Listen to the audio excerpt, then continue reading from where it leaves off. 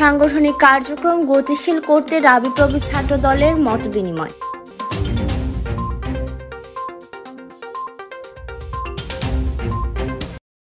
সংগঠনকে গতিশীল করার লক্ষ্যে রাঙামাটি বিজ্ঞান ও প্রযুক্তি বিশ্ববিদ্যালয় ছাত্র দলের বিভিন্ন ডিপার্টমেন্টের নেতৃবৃন্দের সাথে মতবিনিময় সভা অনুষ্ঠিত হয়েছে।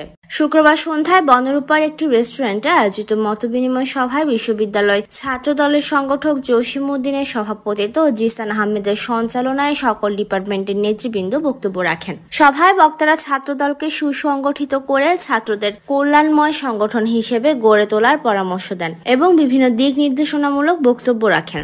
এ সময় ইউসা মাহমুদ খান, নাসির উদ্দিন অর্ণব, বখতিয়ার ইসলাম, সোলেমান বাদশাহ, ইউনুস ইয়ামিন, ইসমাইল হোসেন ঈশা, মোহাম্মদ ইয়াসিন, মুস্তাক মুজাহিদ মুইন, আরিফুল ইসলাম জয়, মোহাম্মদ সাইদ, আসিফুল ইসলাম সহ আর অন্যান্য নেতৃবৃন্দ উপস্থিত ছিলেন।